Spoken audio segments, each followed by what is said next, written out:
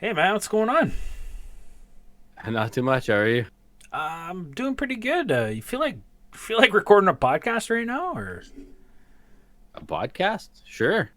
all right, let's do it. Cue the intro. The following presentation has been brought to you by HSF Productions.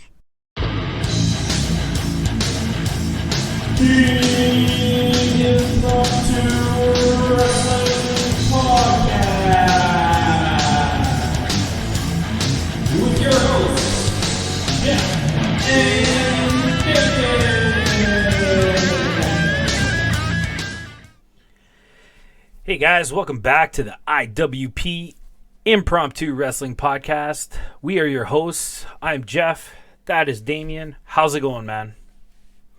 It's going pretty well. How are you? I'm doing great. So some big news for us, anyways, getting into this podcast. We got some new backgrounds. I just want to take a quick minute to thank you for setting all this up and whatnot. Take a bow. Yeah, I think it'll work out well. Just to remember or to remind everybody that we do have new Twitter handles and everything like that. They're coming up on the screen right about now. So if you want to keep up to date with, we'll do our best in letting you guys know when we're going to record, when we're uploading, and all that kind of stuff, and just general news on the podcast. Or if you want to find out, who we're following and who we're keeping track, you can do that through us as well. So, be sure to give us a follow. We'll be looking forward to seeing you guys and continuing those conversations. But we have a big show coming up for you today. We have 1.5 episodes of Dark. We got Being the Elite. We have AEW Dynamite from last Wednesday in Denver. It's a big show. How about we just jump right in? You ready? Yeah, let's do it. All right, so first up, we got AEW Dark.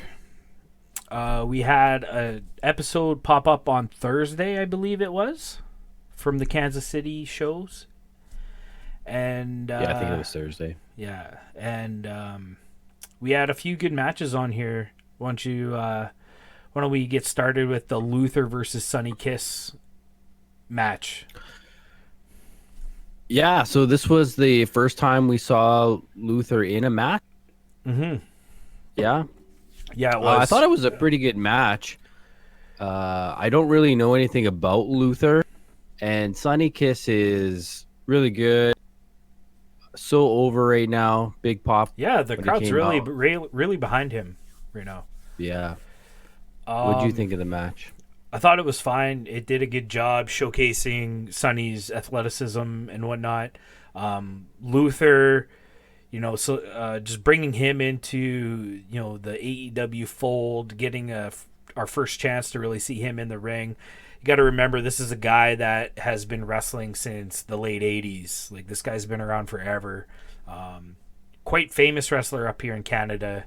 He is Canadian. I believe he's from Calgary or something like that. But he was instrumental in bringing up guys like Lance Storm and Chris Jericho. They used to do those Manitoba tours in Canada and stuff like that. This is the guy that helped put those shows on. From what I understand, when Jericho talks about his early days in Canadian wrestling, it was always Dr. Luther that was one of his guys. So yeah, really good match. Really good to see that he's still moving really well for an old guy. Absolutely. Yeah.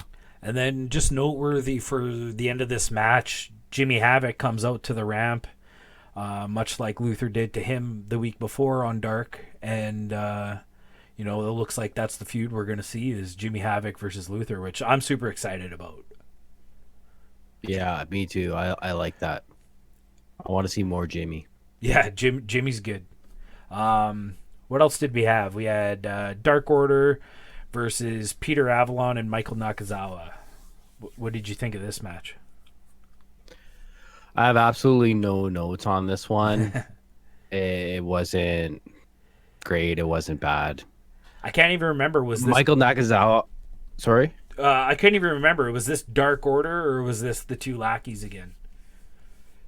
It was Dark Order. It was Dark Order. Yeah, it Right? was Uno and Grayson. Grayson. Right. Okay.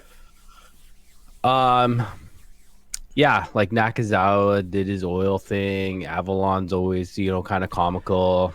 It was really an extended squash match, Right. if I remember correctly. So Yeah. nothing. I agree with that. Michael really to talk about Nakazawa there. is very over with his oil gimmick, and Peter Avalon kind of, what are you doing? Like, stop that stuff. And the crowd almost, gave Avalon more heat than he already had just because he stopped the oil gimmick. But we got it Right. in the end and whatnot, and it made an impact on the match. And I mean, solid dark match here. Like, it was just nothing special. Dark Order goes over like you would have expected. I thought the neat thing was that Peter Avalon walked out on Nakazawa, much like Sean Spears has been walking out on Peter Avalon on dark matches. So Avalon getting one back for himself on that one. Yeah. As we move on through the card, we have Miranda Elise versus Britt Baker. This was a very solid women's match, I thought. Yeah, it was. I'm really impressed by Elise, I think they pronounced it on the show. Okay. I couldn't remember. Have we seen her before? She was on a dark match once before we were Okay. really paying attention. That's the only other time I've seen Okay. her. I believe this is her second match in. She looked a little bit familiar with the mask when she Right. did her entrance, but I don't. They've had a lot of women kind of come in and not stay. So, I got I thought it was a good match. when she comes out, I get confused with her and B Priestley because they both kind of come out in a mask, as you mentioned. But it seems like Priestley comes out with the green and black look, and she's also 7 feet tall, and Elise is red, and she's a bit shorter. So I think that's how we'll have to distinguish them. But very similar looks. I agree. Yeah, solid match. Britt goes over.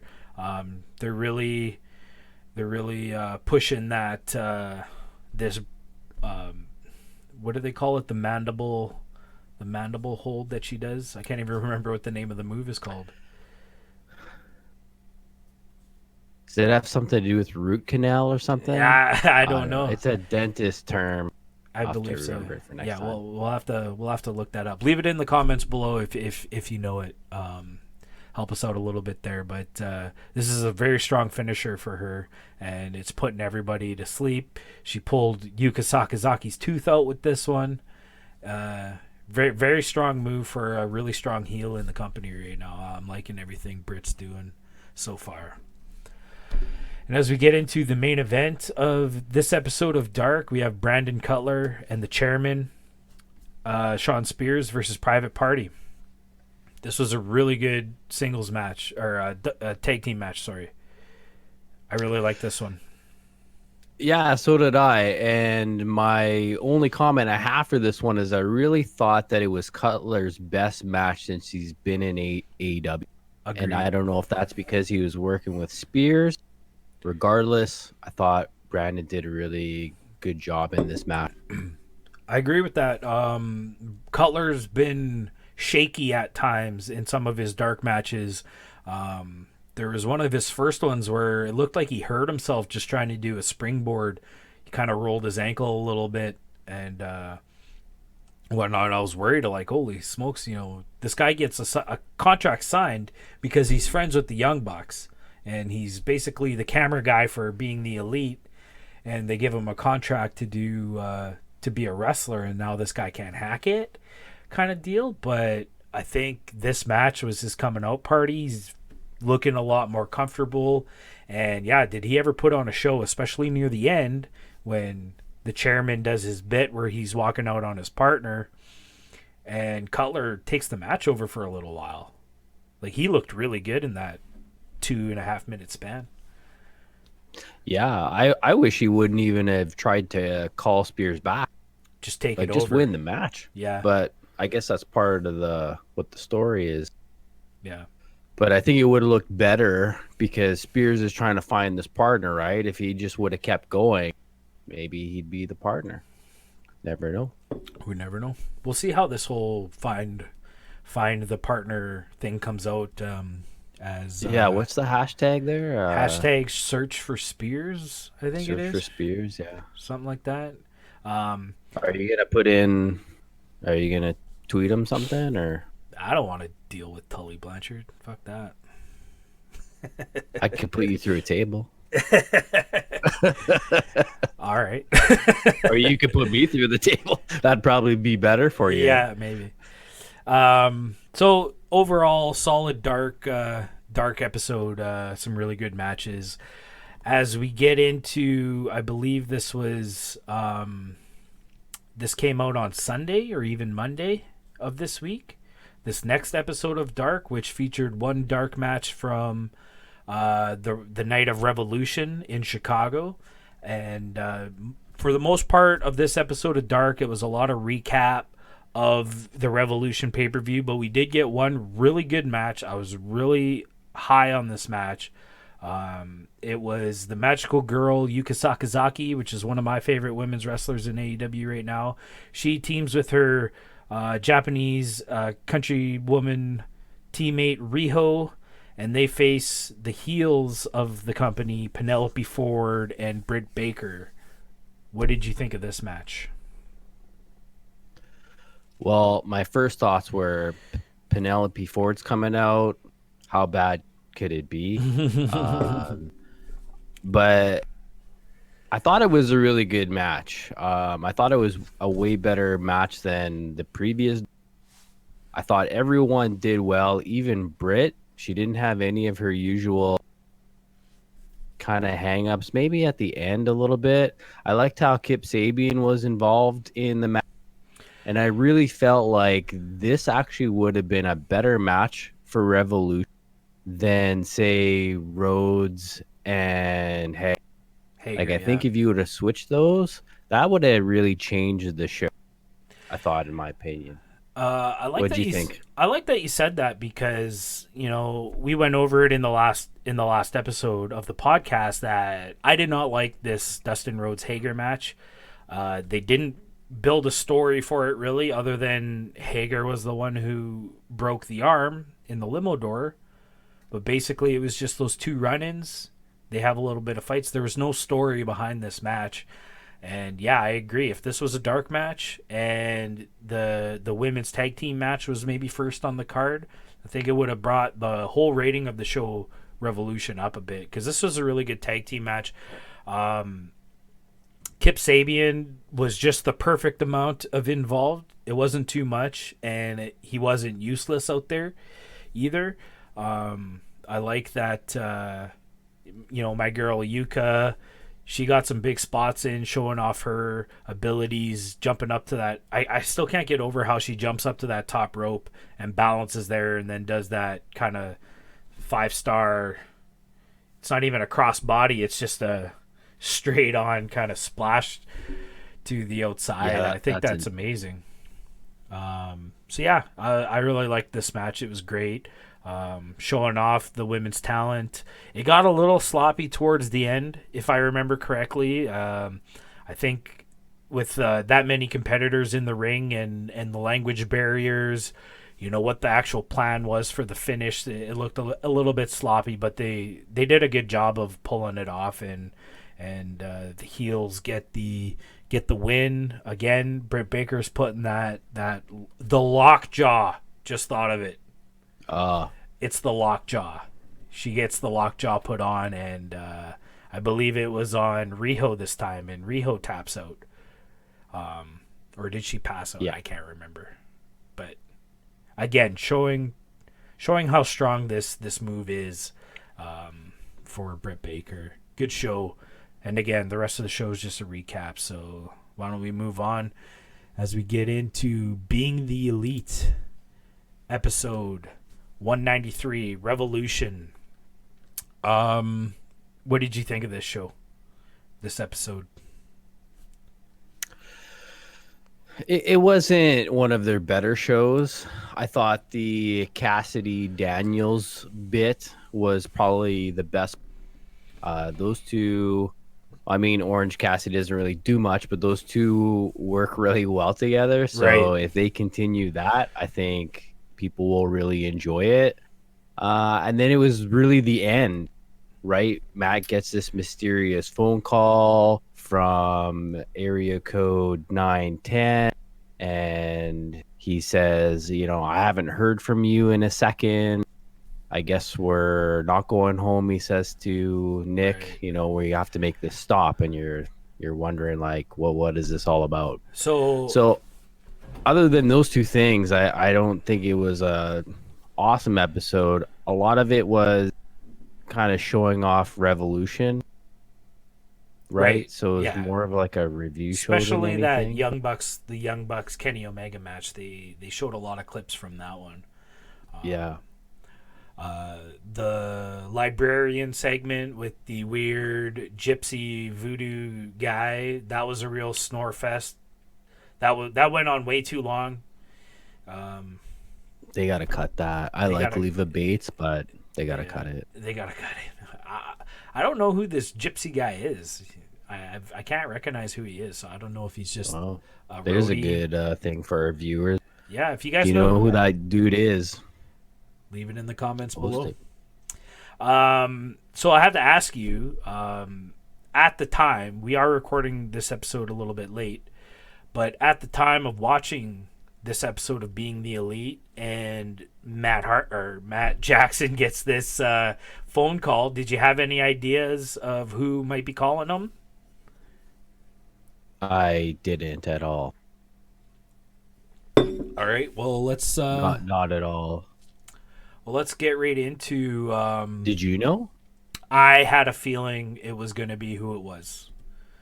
Oh, okay. I had a feeling. Go ahead then. Let us So know.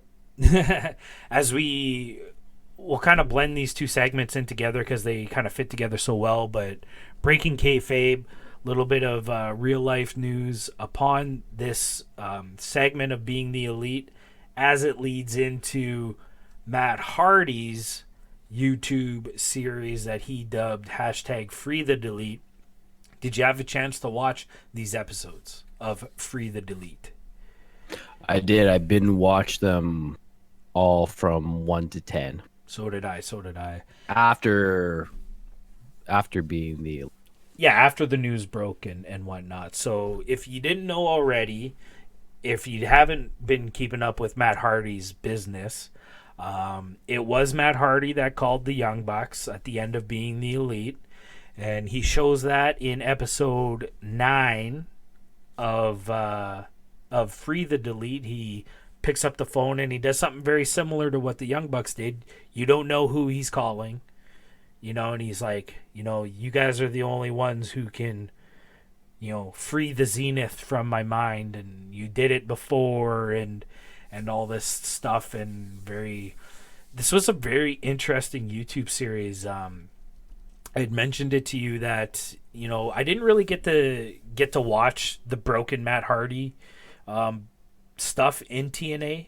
It was kind of before I really got deep back into wrestling, and TNA wasn't really available for us at that time, so I didn't really get to see the broken Matt Hardy in its heyday. I watched a lot of it on YouTube, and it was all great. And I thought this whole Free the Delete series was awesome. Like, I'm so pumped. If this is leading where I think it's leading, I am so pumped for seeing the broken brilliance in AEW. What are your thoughts?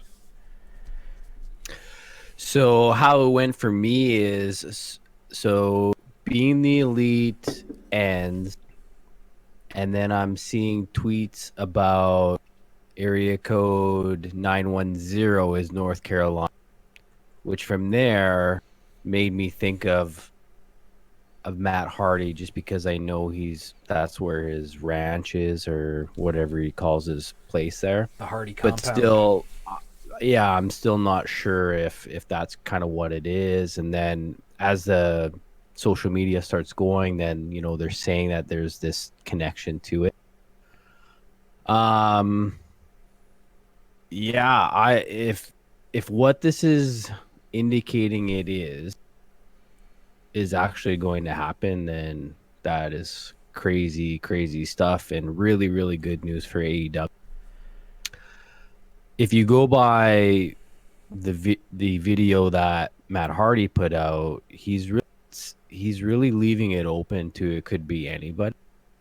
Right. So could this just be the Bucks helping out Matt in, trying to throw out some teasers there and take people off from maybe a decision that hasn't even been made? Who knows? But everybody on social media is totally pumped about the possibility of him coming to AEW. I feel like the Young Bucks being in the position that they are in AEW as EVPs and whatnot to show up on the show, in their Cadillac, it rolls up to the gates and we see them. The Bucks of Youth. Thanks for coming, Matt Hardy says, and I think for them to put themselves on a medium that's not their own, they got to be working together. I think it's the only way this goes. There's lots of theories out there. There is, does Matt Hardy come in by himself as Broken Matt Hardy? Does he come in as the Exalted One, which I think would work? Like, there's so many possibilities with this, and I can't wait for the first time we hear the lights go out and all we hear is yes. That place is gonna erupt. It's gonna be huge. It's gonna lose its shit. Yeah. For sure. I'm gonna lose my shit now. And one other thing that I wanted to point out with this Free the Delete business is the very first episode was uploaded in the early October of 2019. So Matt Hardy's been planning this and filming this well into the time he was still employed by WWE. So that just shows, I hate to say it again, but his brilliance into planning his escape, much like Moxley did, from, the WWE. I thought that was really cool that this has been going on for that long. Entertaining stuff. If you guys haven't checked it out, I'll try to leave a link in the description and you can go check out this playlist. And I hope there's more episodes. I hope we get another one in a couple weeks. It seems it's like every 2 or 3 weeks he uploads a new one. Any other news coming out of AEW that you know of? Did you want to talk about the tweets out of the Dark Order? Oh, yeah. AEW just tweeted out this image. Sorry, I forgot about that. AEW tweeted out an image for the Dark Order, it seemed. And it's an image that says, "He is coming," or "The Exalted One is coming." And if you zoom in to the letters on the side, it's really faint and small, and it says "The Exalted One," or something like that. I thought it was really interesting. Okay. So, yeah, just some... I'm liking all the puzzles they're using. The one day they posted an image of binary. So if you encode the binary, Right. you That get was cool. join Dark Order. Yeah, I like that kind of puzzle aspect to what they're doing on social media. For sure. Is there some news of AEW possibly coming to Canada?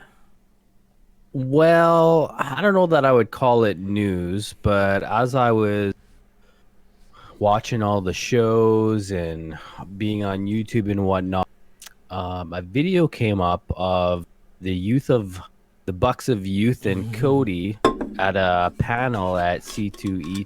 I watched this one And too. did you? Yeah. At the end of it, or closer to the end, they had a Q&A from the audience. And this guy named Eric asked if AEW would be going to any other countries. So he asked about UK, Mexico, and Cody tells the audience that he didn't want to spoil it, but he said UK is going to happen this year, essentially. So everybody cheered at that. And then Eric asked, well, what about Canada? Because he was from And Toronto or something, right?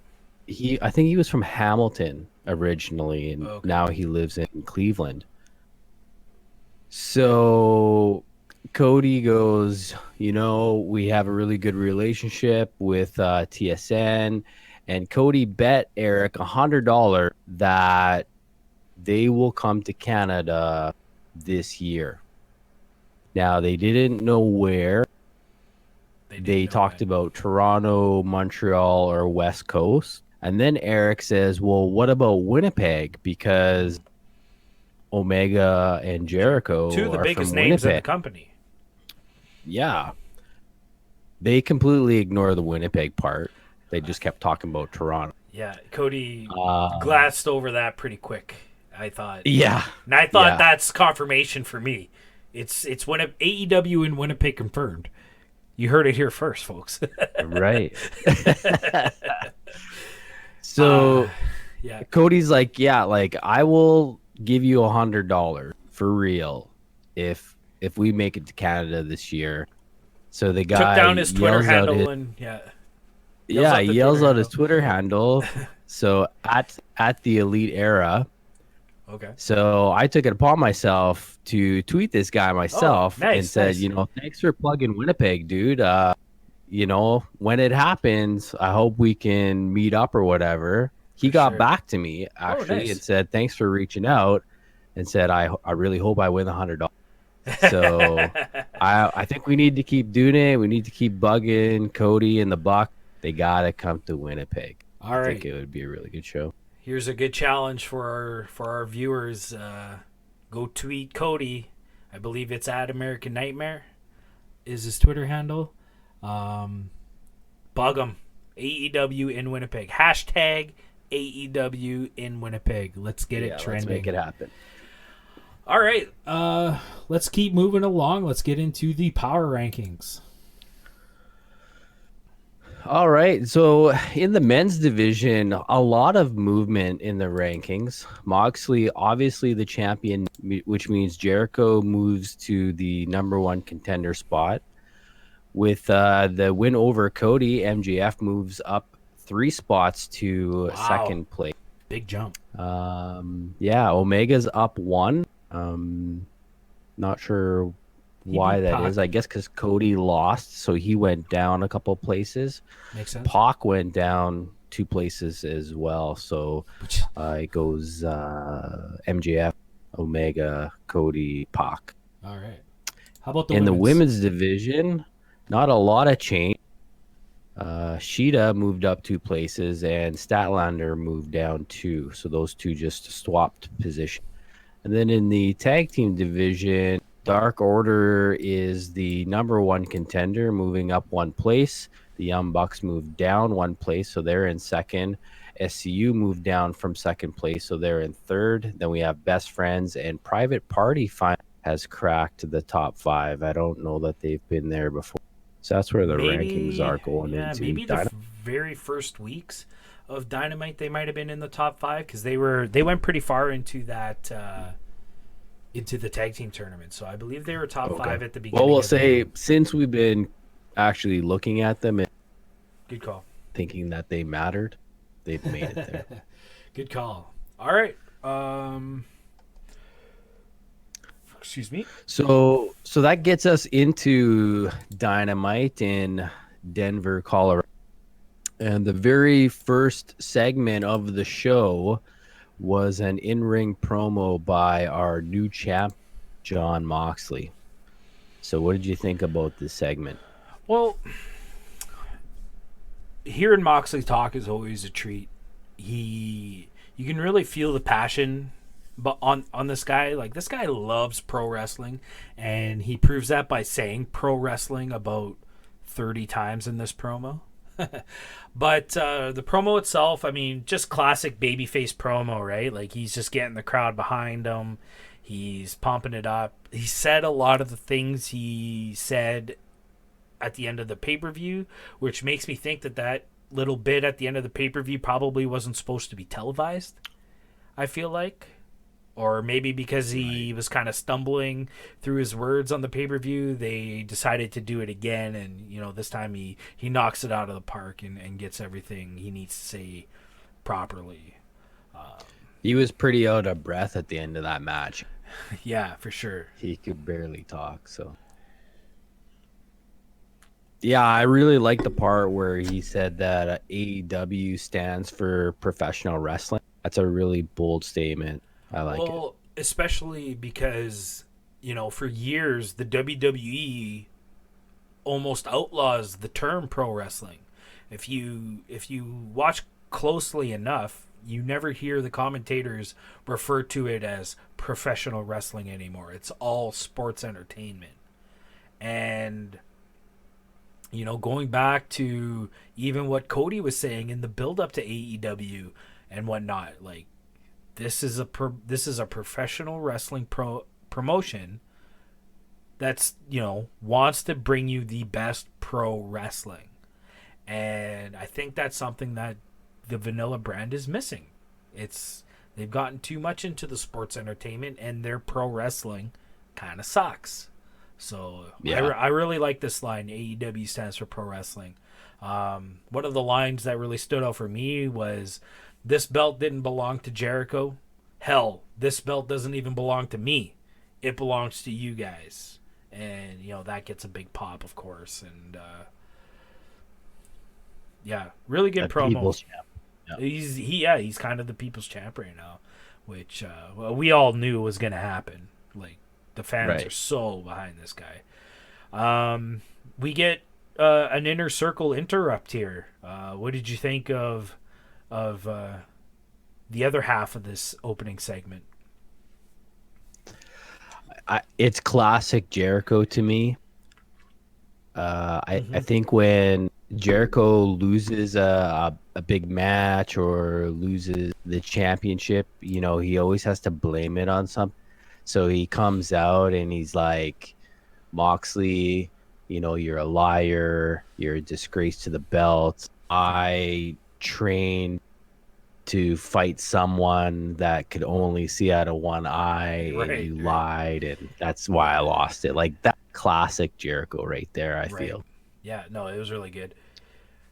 And then you get the threats, coming from Jericho. He's gonna, the Inner Circle's gonna come out there and tear you apart, and he lays down a bet to Moxley in a way where, if Moxley can walk out of the arena under his own power at the end of the night, Jericho was going to take off 60 days, which is about how long a Fozzy tour goes for. So,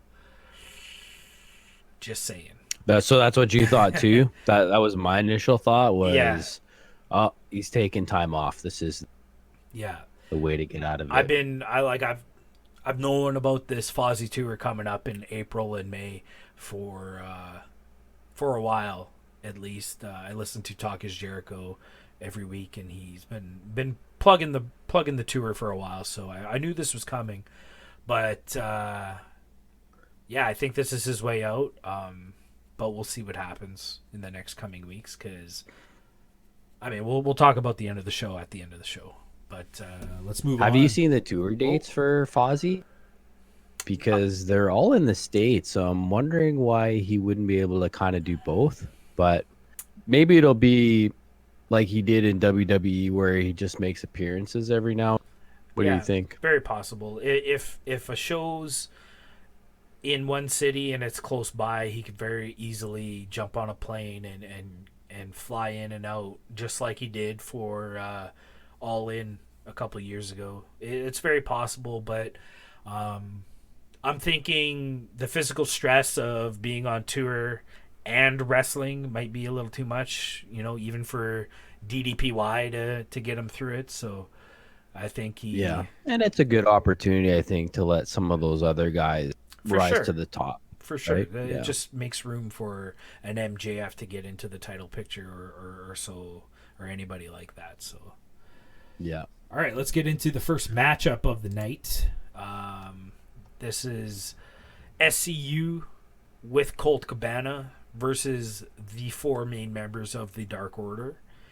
I really liked the first half of this tag team match. What did you think?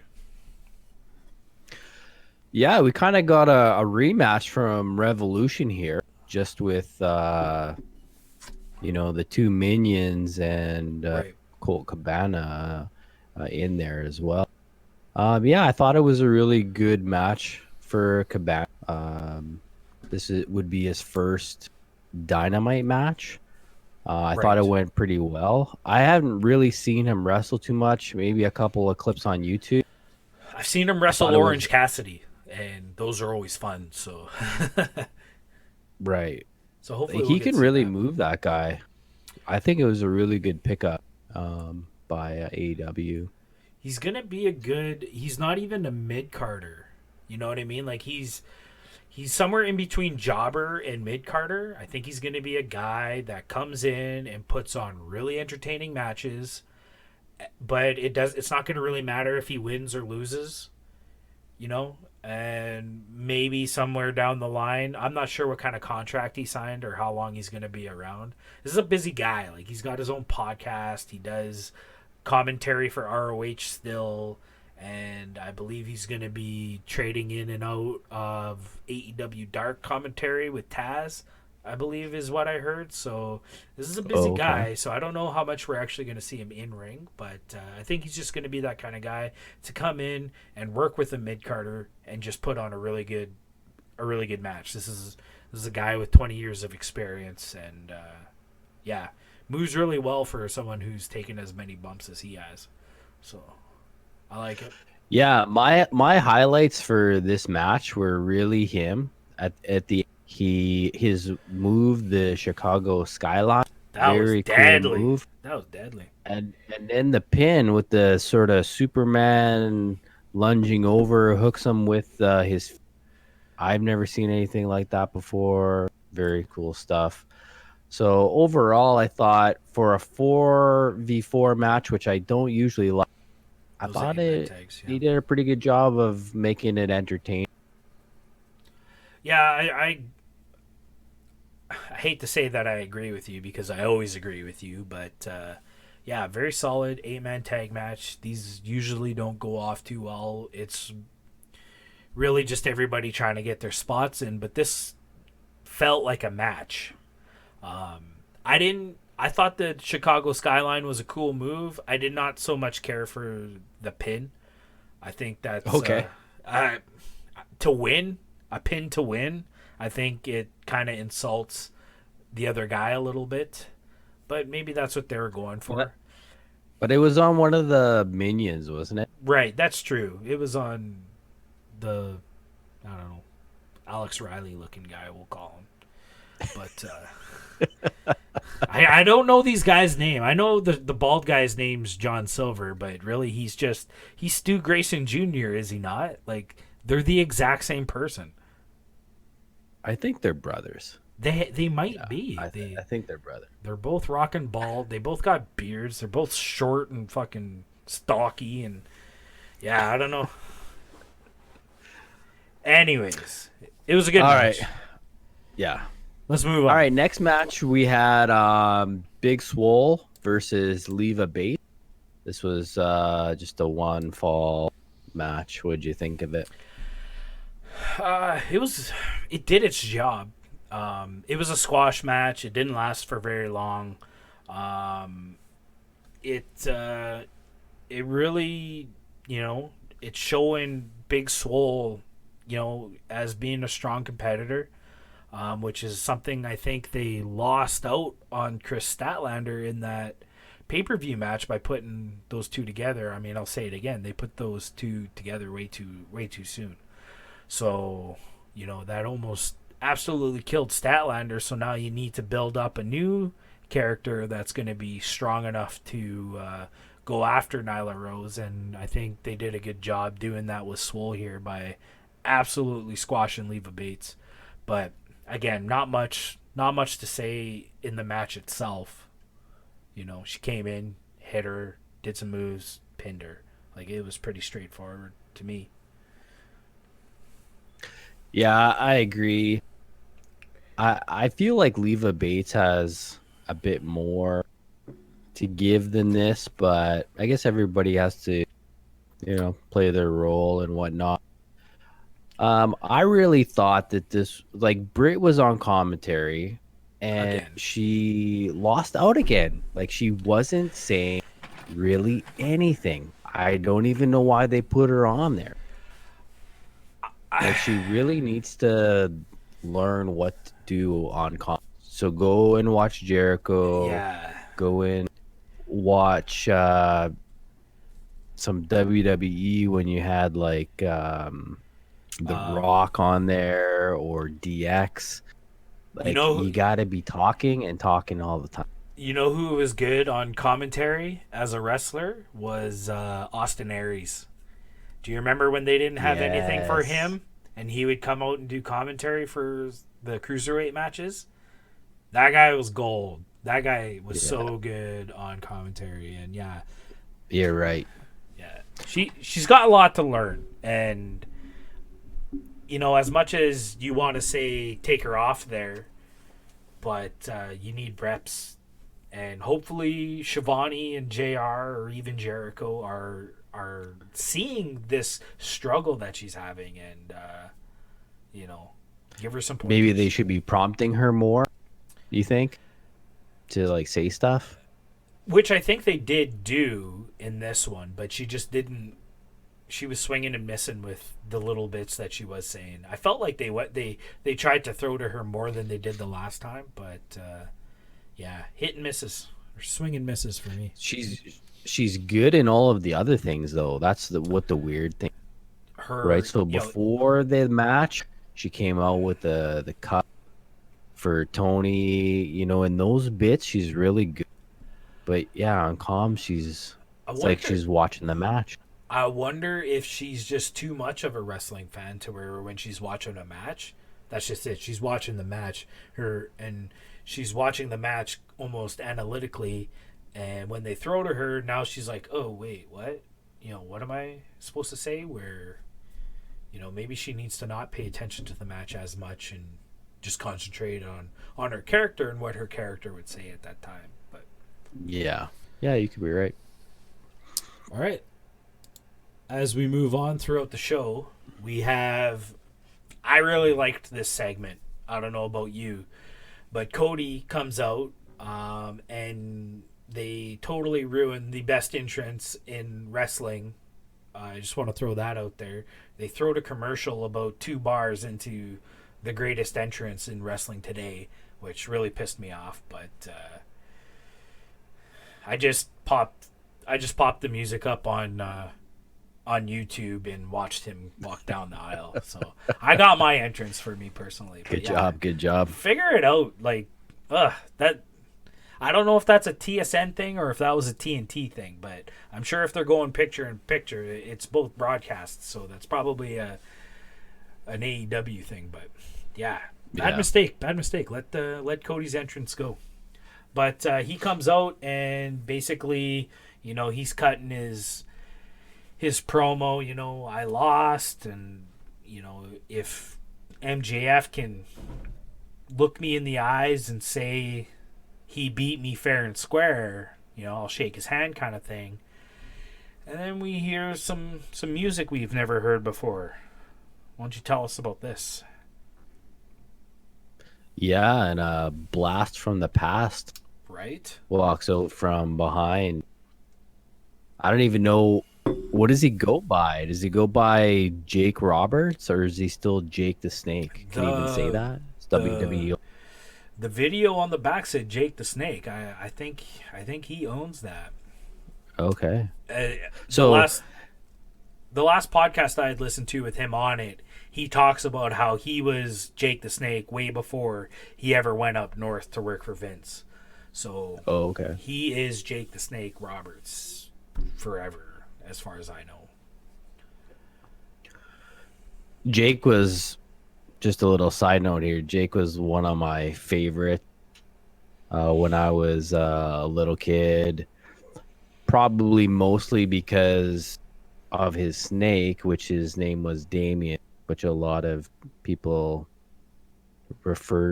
said that to me when they found out what my name was. Right. Oh, like Jake But the he Snake. comes to the yeah. When he comes to the ring, he starts putting down Cody, saying, "Why you out here crying like a little baby?" Or he might even said "bitch." I can't remember. Yeah, I think he did. And he mentions that he has a client, and this client is gonna face Cody at some. And he said, "I'm not here to take the whole pie, just your." And that was kind of like the big sort of moment in the whole segment. I think he said something else, and then he just throws the mic and leaves the ring. He says, So a wise man once told me, never turn your back to someone you respect or who you're scared of. And then he turns his back to Cody and throws, it's such a, like, I don't respect you. I ain't scared of you. You know, yeah, it was really good.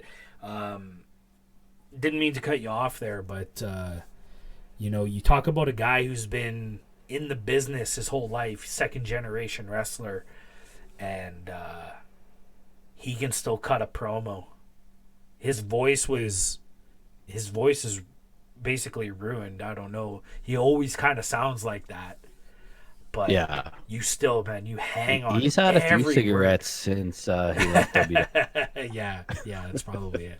But you hang on every word this guy says. Like, I was entranced by listening to this guy talk, and he always talked about it, how when you talk a little bit quieter and with a little bit more purpose, it tends to get the audience to lean in and pay more attention than when you're out there and you're doing the wrestling, voice, and I'm cutting a promo. Like, you kind of tune that out because it's almost too aggressive. But he just went out there and said his words very calmly and with purpose. It's so good, man. He's one of the best promo guys in the business. I enjoyed it. I enjoyed absolutely. it. So let's quickly talk about who could this client be. Do you have any ideas? I have two, and one is what's his name? Vance, the new guy that was announced. Lance Archer. Lance Archer. Vance was his vanilla name. Oh, right. So Lance Archer was like one thought, because he's been announced as signing, but we haven't really heard of him. And I think just the looks of him would match. I think he has to be somebody that's bigger than Jake. Physically, right? You mean? Yeah. Like if it's his client, he's the manager. If the manager is bigger than the client, I think that's kind of good. Right. The other thing I thought is, today I seen a post on Twitter from The Real, who's standing beside Jake Roberts. Did you say The Real one? The Real one.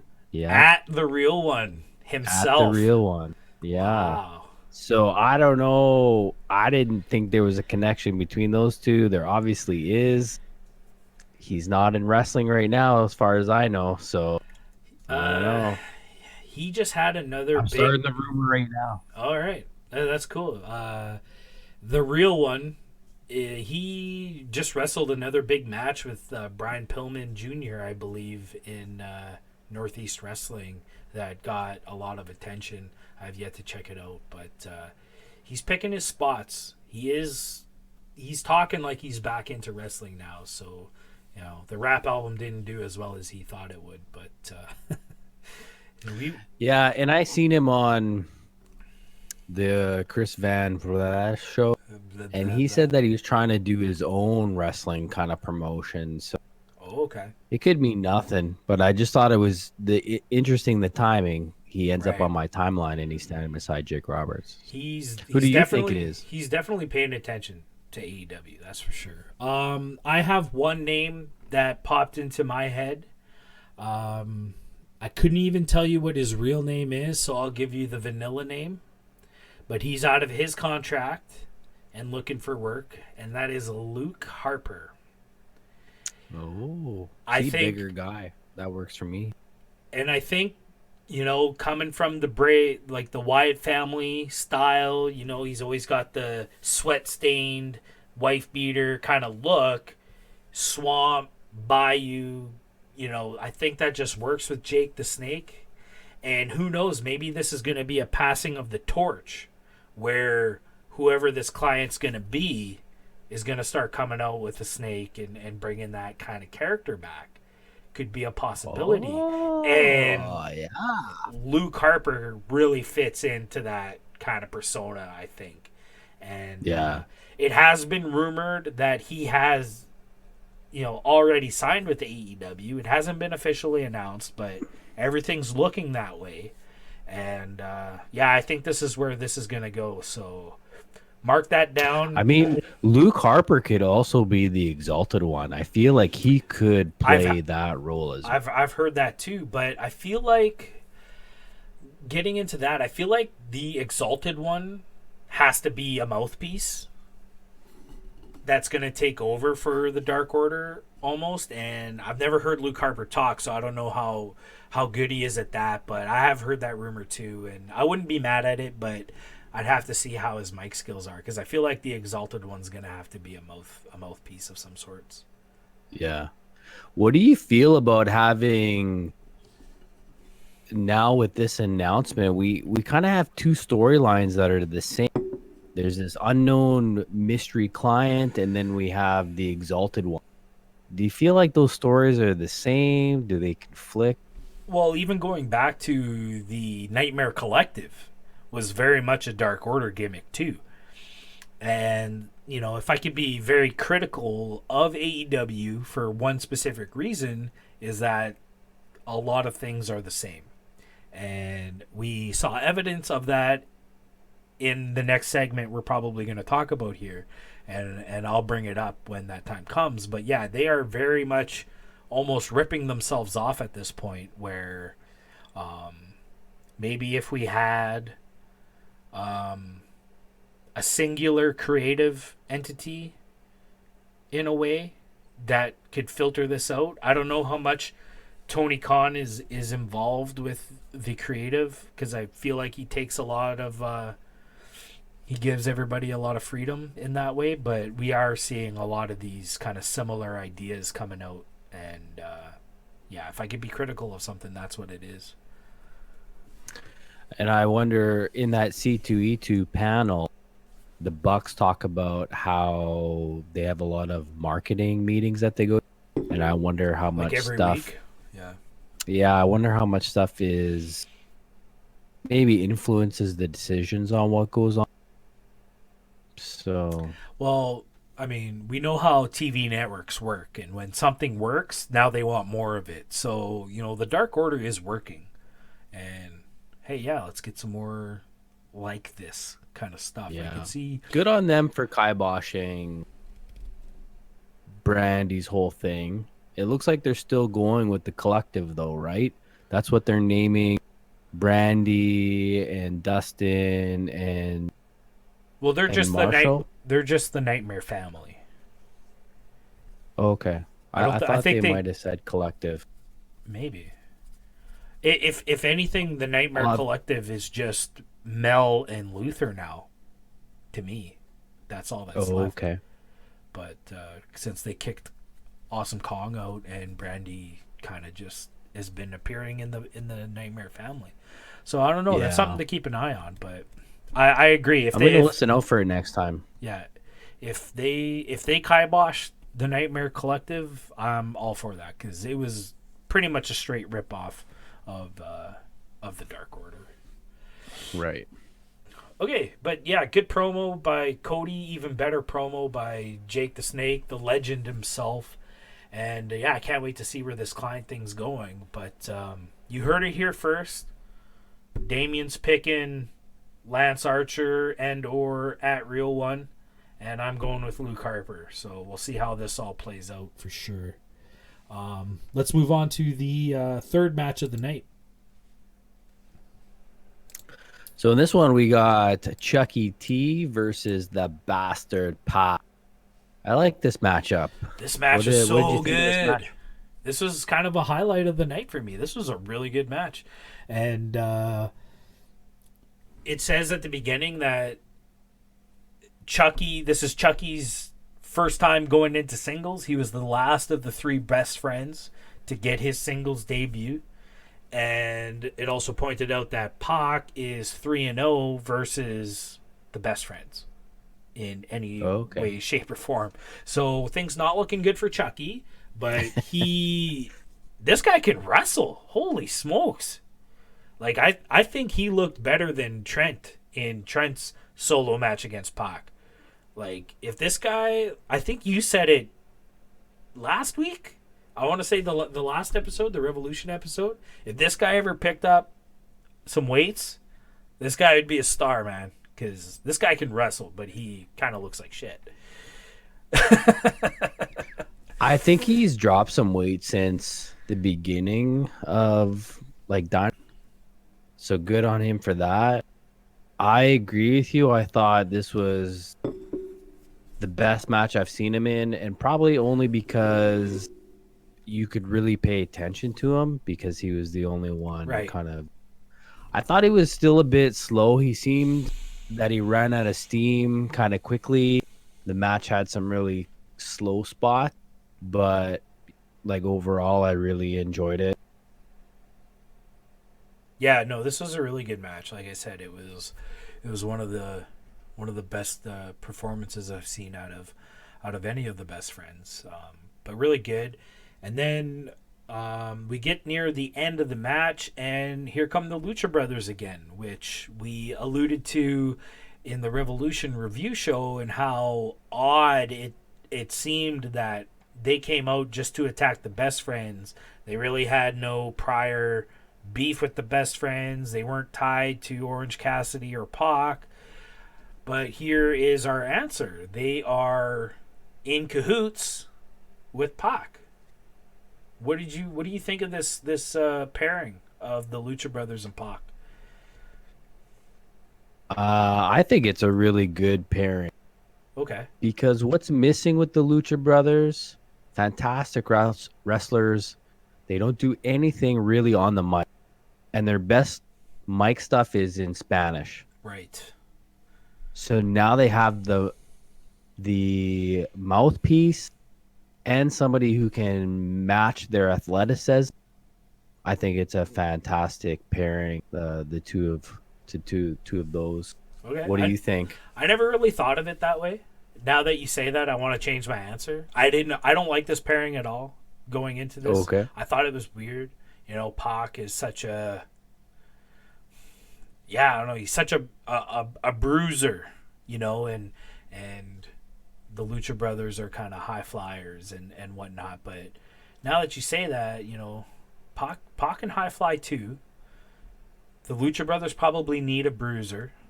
And yeah, they definitely need that mouthpiece. I guess it's the look. Aesthetically, they don't gel. But here we are. We're gonna see the merging of British strong Maybe style. Pac will come out in a mask. Who knows? Maybe. What do you think of the name? Okay, so this is what I wanted to bring up. Jesus, talk about ripping yourselves off. So first we have the Inner Circle, and now we have the Death Triangle. What's next? The hip to be squares? What? I don't want to see that. I don't want to see that faction. Are we wrestling? Are we watching wrestling? Are we watching professional wrestling, or are we watching Sesame Street? Why does everything need a shape in their name? If oh my god. I mean, it makes sense because there's three of them, so I get that. I get it, but you already have a circle. You already triangle. I don't know. I don't know. I don't like it. But we didn't like Inner Circle to begin with either, so we'll see how it goes. But I think this is just more evidence of them ripping themselves off and not even realizing it. I think they could have took some more time and thought about what they were going to call these three. Yeah. And you know what? They can reveal that they're a threesome, but not give out a name right away. For sure. So just wait a week. Take some more time. You know, instead of shapes, there's numbers, Yeah, farm animals. we could be Yeah, think about it a little they bit. could have been the three amigos would have been better than Death Triangle. You know what I mean? Like, I don't know. They might Yeah. have had to pay Steve Martin some money for that name, but oh my lord, like, yeah, I don't like it. I don't like it. That's all I'm Yeah. saying. There was also an announcement during this match that Nick Jackson was not medically cleared to wrestle, or I can't remember how they put Couldn't it, even but travel. not even be at the event, Yeah, right? he wasn't medically cleared to travel. They said. Now, on Being the Elite, Nick, we're breaking kayfabe here, Mhm. throwing it in. Nick's wife is close to having a baby, Yeah, so he mentions any maybe day that's now. happening. I think this is just the cover. I agree with that. I think this is just a cover for him to go home and help his wife get set up. There's probably a good chance we won't even see him next week on Dynamite next Wednesday. But yeah, like you said, in that Being the Elite, they mentioned how they've been away from home for 14 days or something like that, and his wife's pregnant, due to pop any minute. So I think this is just the perfect cover for Nick to get some time away. They just had a really grueling match at Revolution against Omega and Hangman, and it just works. So I'm not mad at this, and like you said, we broke kayfabe a little bit, but congratulations to Nick Jackson on if For his sure. baby was born or not, but soon to be. And if we see Matt Solo, I like Matt Solo. We have I think we not. I remember. was it Nick that was Solo? We saw One Nick of them was Solo missing one against time. against Ray. It was Nick Oh, versus okay. Ray at one point Oh, okay. on a All right. Dynamite Well, I show. like Nick Solo then. Okay. We'll see what Matt can do if they throw him off. You go back to Being the Elite last year, and Cody's whole bit was he's in both their ears, like, you should really go solo. You could make so much more money, and he was in both their ears trying to break them up. So I don't think that'll happen, because I want to see this heel Young Bucks move that we were talking about on the last podcast. But I'd be open to singles Young Bucks and see what they could do separately. But It will happen. I feel like I was just telling my wife today that has to happen. At some point, the Bucks are going to split. They're going to have a feud against one another. It might not happen anytime soon, but you write sign, it down. yeah, I'm you, saying it right now. you sign a TV deal extension for 3 more years, which brings you to 5. So we got 5 years of Dynamite for sure, at least on TNT. You got to do it sometime. There's only so many storylines you can Absolutely. do, and that's one we've been waiting for like 15 years. I think the Young Bucks have been together. They've never wrestled. Well, they have. I shouldn't say never, but you don't really see them solo. Never mind against each other. So yeah, I think it's gonna happen. I agree that you can't not do it. We got the Hardy Boys against each other. It worked. So Or yeah, even if one of them joins a faction, that would be cool. could you imagine if Matt Jackson just joins the Inner Circle? No, he joins Death Triangle and then it becomes Death Square. Oh, No, stop it. Tony Khan's watching this right now, and he's writing everything let's down. not give him any ideas. Yeah, especially bad ones. Jeez. All right, let's move on to the next match here. What do we got? The next match we had QT Marshall versus Jake Hager. Brandy came out, Dustin came out with QT Marshall. We had Proud and Powerful out there as cheerleaders for Jake. How did you How did you see this match? This match was better than the Dustin match, I felt. Like we talked about in the last podcast, that match really wasn't Dustin's fault. It was kind of Jake's fault, but being a couple days later, right back into the ring with Jake Hager, he's already looking a little bit better. He's still gassed out pretty early, but he's a big dude, and pro wrestling's a lot different than MMA, so I think his conditioning will get there, but this was a fine match. Like, I didn't have anything truly bad to say about it, but again, nothing really jumped out at me. QT Marshall looked really good. This is probably his best performance we've seen from him the few times we've seen him, and yeah, that's about it for me. I didn't anything jump out at you? No, I saw it the same way. I saw that Jake was, winded pretty early, but it was better. His he didn't have any malfunctions with his knee pads or anything like that. He wasn't always grabbing at it and whatnot. And yeah, I think QT is really good. I hope they use it more. I hope this, whether they're called the Nightmare Collective or Nightmare Family, I hope that goes. I want to see them feud with, Dark Order, Inner Circle, Right. Dirty Square, Death Triangle, whatever is on offer at the time. Pentagon. We could go on and on. Yeah, but it was just an okay match. Nothing really stood out. It was more about the ending. It right? was the segment really. So what was happened at about, the end there? So Hager chokes out QT Marshall much the same way he did to Dustin, and then all hell breaks loose. We have Ortiz and Santana attack Dustin. Cody runs in, to try to even up the odds. Just your classic pull apart that we've seen the last few weeks. Matt Jackson comes in once they get one over on Cody, and out comes the Cowboy with his half drank beer, stumbling down the ramp. I thought this was all just really good for Hangman's character. Like, this guy's just tanked at the show.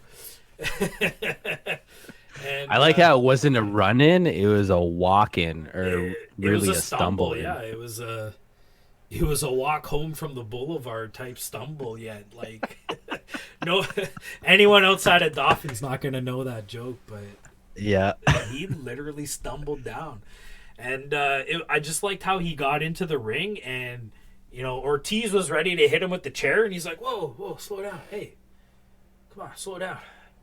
Takes another sip of beer, hangs it up, puts it on the ring post, and by that time Ortiz just got bored with it and turned around and went back to beating up Cody or something like that. And then you just see Hangman kind of go, "All right," and it starts laying the beats to everybody in the Inner Circle, and then we get a nice little face off with Hangman and Matt Jackson. Tell us about this. Yeah, because Matt runs in before Hangman there, to save Cody. So Yeah.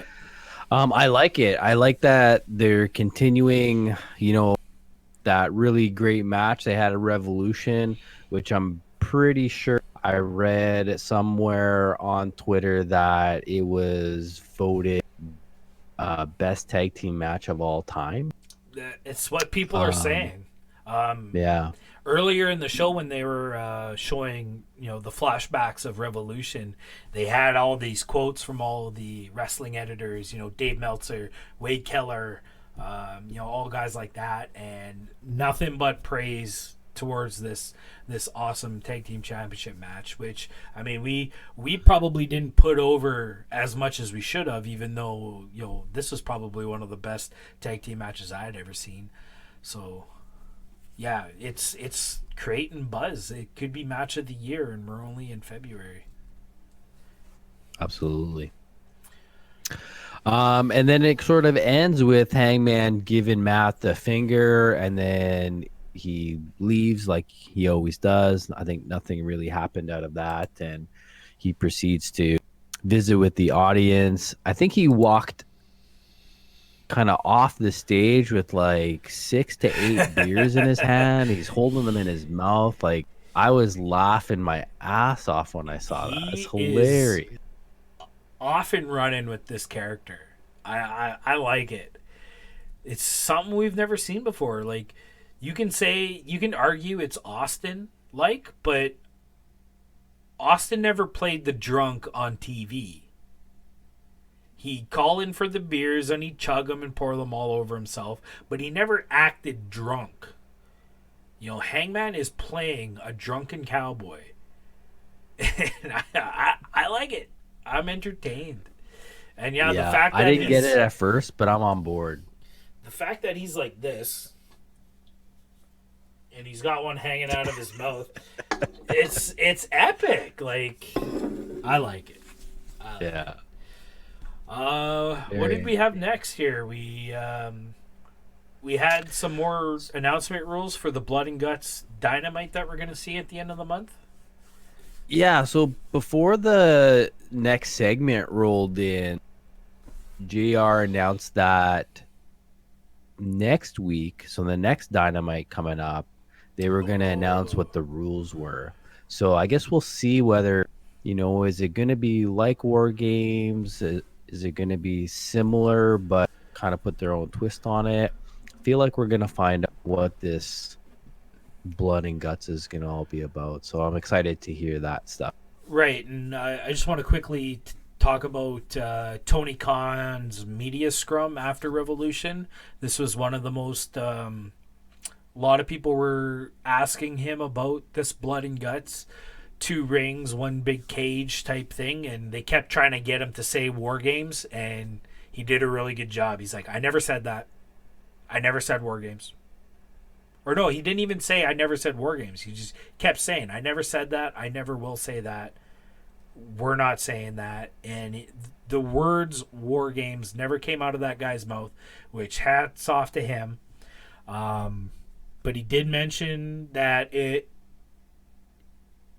is similar, I believe, but they have their own twist on it. So, yeah, next week we'll get a clear picture about what this Blood and Guts match is going to be. He also mentioned that the show itself is not called Blood and Guts, but the match is called Blood and Guts. So, okay. So, yeah, that's something that they went over in one of these marketing calls that we alluded to earlier. And TNT's all for it. You think a big national television studio like that wouldn't really want Blood and Guts tied to their name, but they were all for it. They're liking it, so that's what they're rolling with. So it's a Blood and Guts match, not a War Games match, not AEW Dynamite Blood and Guts. It's a Blood and Guts match on AEW Dynamite. So yeah, really exciting. Right. I can't wait to hear what this match is gonna be all about and who's gonna be in it. I can't wait. Yeah, I'm pumped. As we move on into the next segment, we have a backstage promo with MJF, and this was really good. This is classic MJF. I think he knocks this one out of the park. I've said that 4 times this podcast already, so I'll try to think of a different analogy. But he bowls a strike on this one, and what did you think of his promo? I thought it was a really rock-like promo. I liked how he was using the names, but he was changing them and just making it kind of fun. Just a really great promo. I'm glad we have that kind of guy in AEW because it's very, very entertaining. Can I just bring up the fact? Why was 1996 Triple H standing behind him? What? Do I have to watch that again? You gotta watch it again. Oh, the white shirt with the rolled up sleeves? Yeah, it's just like Wardlow. He's wearing his dress shirt and his hair is all slicked tightly back, and he's got this chin strap beard, and he just the way he was holding his face kind of up. I'm like, dude, you look like Triple H. Like, I don't get it. It was eerie. I don't know. That couldn't have been on purpose. No, I don't think it was, but I mean, it's something I noticed. But what did you think about the shirt reveal? I thought he could have did it a bit better, but I mean, it worked. He got his point across. It's very because what he's like, oh, is it hot in here? Like, he takes his jacket off and he's like, oh, the shirt's kind of offending. I'm sorry about that. Yeah. I don't know. I think the reveal could have been a bit better, but I mean, it worked. I hate him even more, kind of thing. But I mean, I love MJF. He's doing everything right. But yeah, it was a good segment. It was a good promo, and I think part of this too was he was calling out Moxley, right? Yeah, that's right. The name calling was like, I don't care who you are. You know, if you're Jungle Book, Jack Swagger, I'm coming after you, kind of thing. Yeah.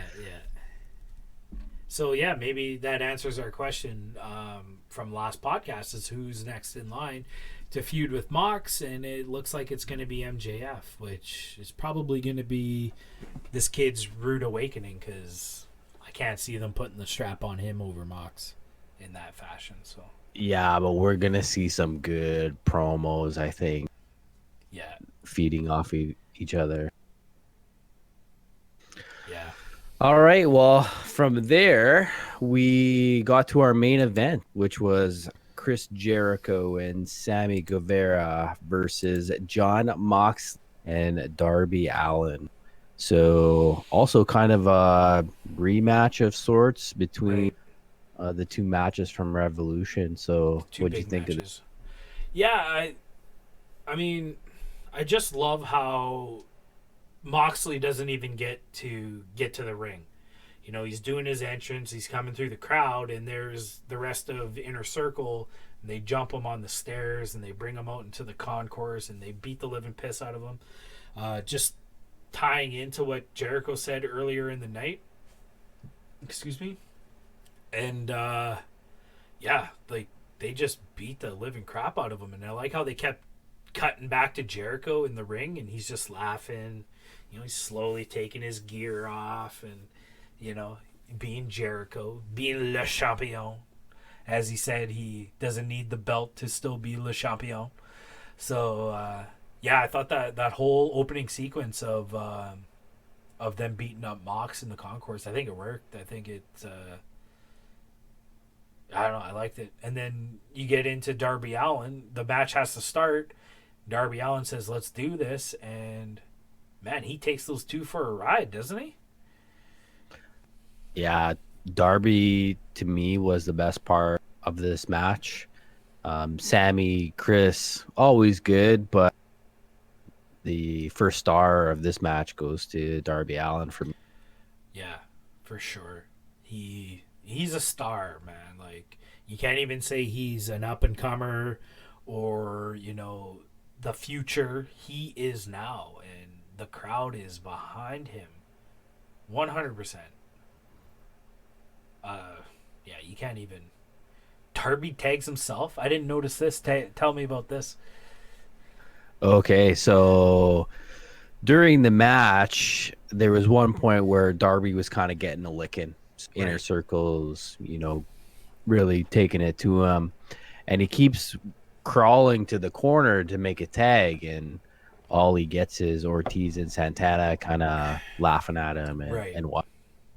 So to do his like hulking up, he gets to the corner, he gives himself a self tag, like he's tagging himself in. So he was like dead. Was he wrapped around the ropes or anything? Like, I don't think he was.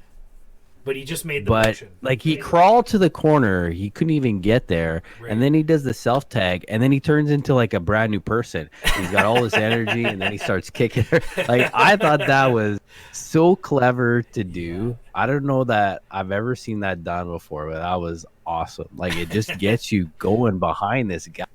Oh, Okay, that's my homework. I got to go back and rewatch that match because I mean I was working on the podcast while I was watching this match, so I kind of missed a little bit of those little details. So that's really cool. I can't wait to see that again. Yeah. Darby. And then there was just like some huge spots here, like the Destroyer on Sammy, a couple of coffin drops. Which, if I can bring up the Destroyer, I don't know if I've talked about this, but the Destroyer is a devastating move. It looks amazing. It feels like it would kill somebody. First time I ever saw this move done was Petey Williams in Impact TNA Wrestling. Dubbed the Canadian Destroyer because this kid's from Ontario.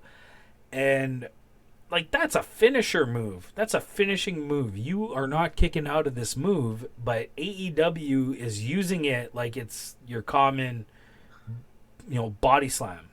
And Everybody does it, eh? everybody's doing it. The one Dynamite early December, there was 4 Destroyers on the show.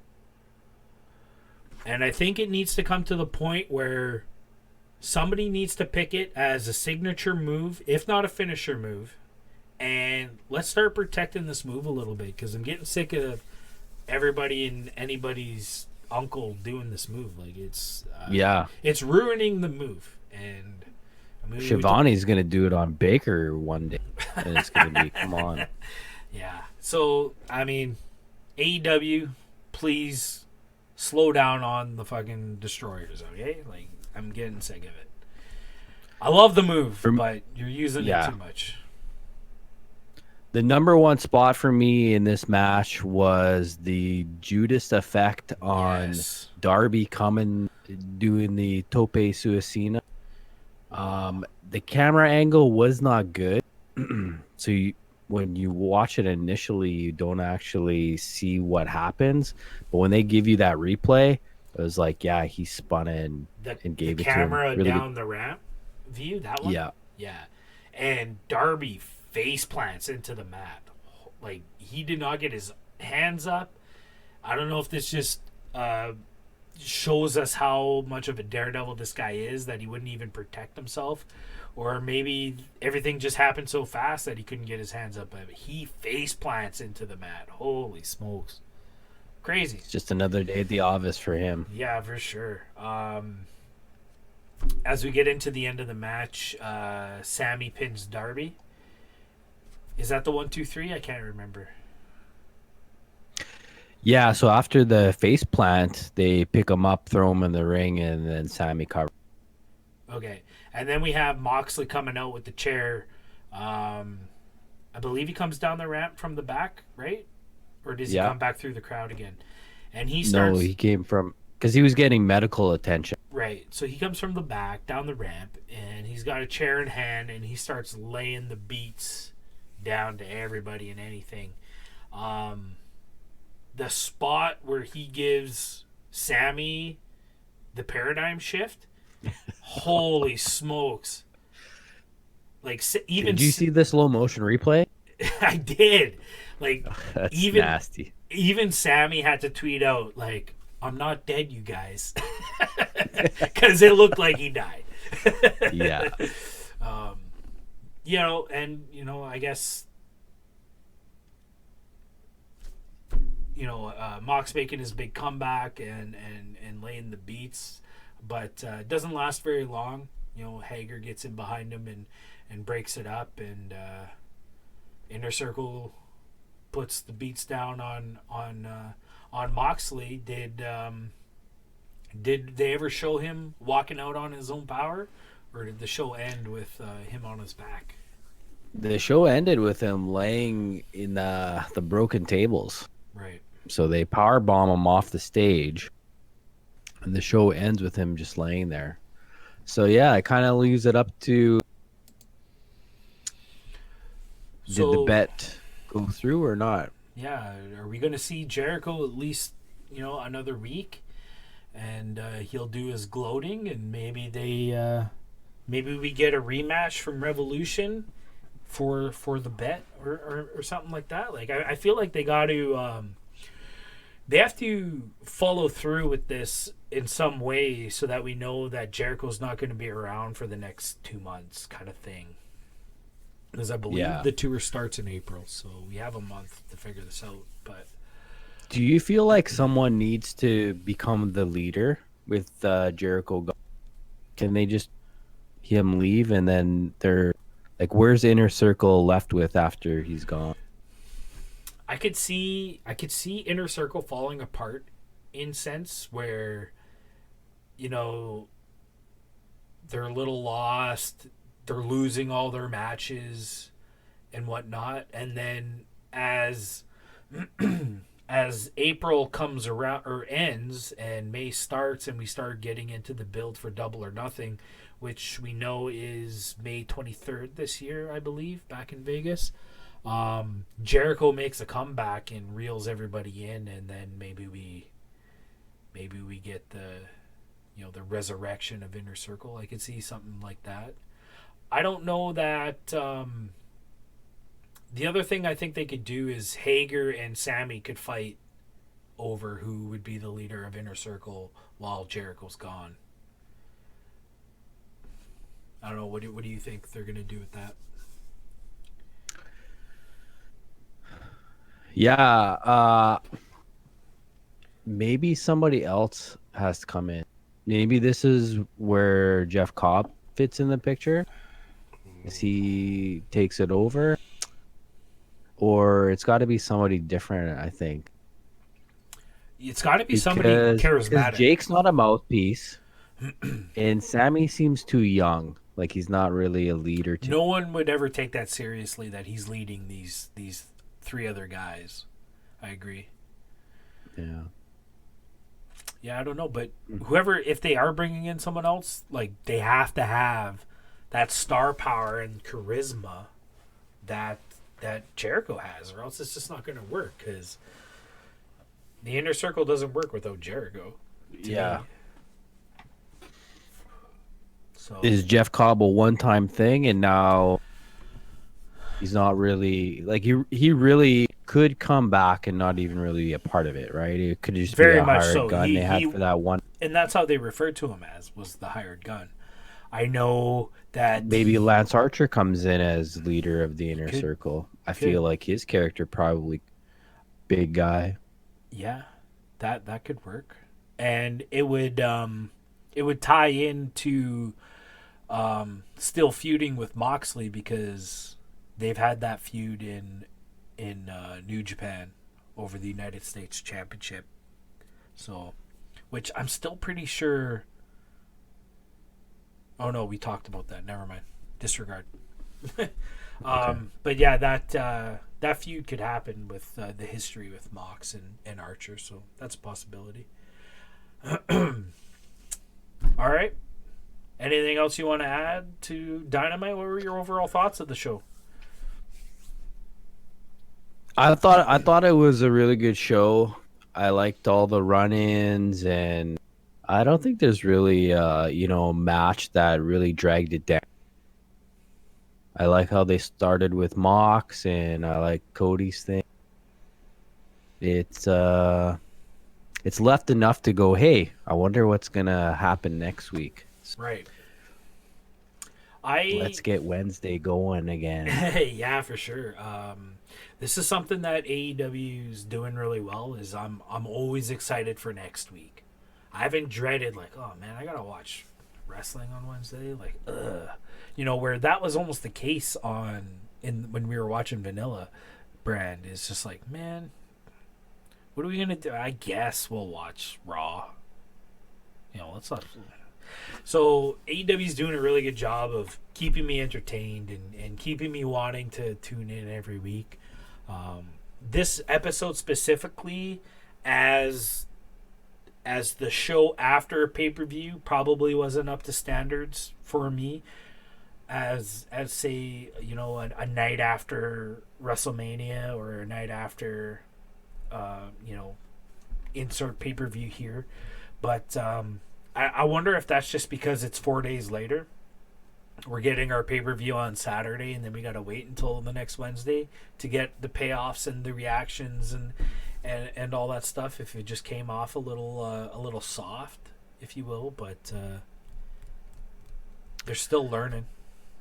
This is only the second. But when you think about the vanilla brand, it was really only that first segment we were looking forward. Like, were we really looking forward to the whole 3-hour show, or was it just that first segment? Whatever big angle ended or surprise return happened, yeah, you're waiting for that first segment to where they kind of followed up on what was going on. That's true. I agree. Yeah. So if we think about the first segment here, we kind of already got that at the end of Revolution, right? Right. What if they did Cody first, and then Jake Roberts comes out? Yeah, that could. What if that's a beginning segment? And then you do the Mox Jericho thing, and that leads right into the main event instead of waiting all show for it. That could work. Yeah. I feel like when you have a new champion, that's how you start your show, though. Yeah, no, I agree. The new champion's got to come out and say something. All right. Well, as we close up here, that was a really good show. I enjoyed this one. There was a big show to talk about. We're reaching that hour-and-a-half mark once again.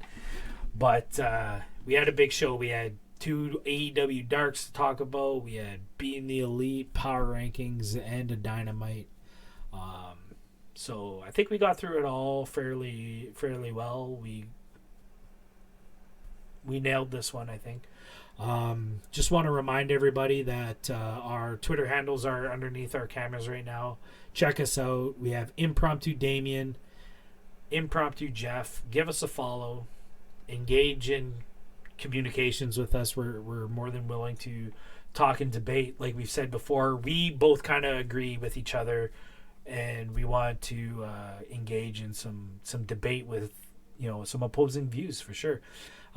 If you don't have Twitter, leave comments in the comments below. Leave us some messages. And who do you think is Jake's client? Who do you think is going to be the new leader of Inner Circle if Jericho gets out of there? And overall thoughts on the show. What's the next tag team? What's the next tag team name they're going to come up with? Yeah, is it going to be Devil's Octagon? The Devil's Octagon.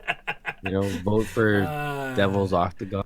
Yeah, that's classic. So yeah, don't forget to like and subscribe. Really consider subscribing to us. It helps us out. All the likes help out. Leave us comments below, and we'll see you next week. All right? See you next week, guys. Peace. Peace.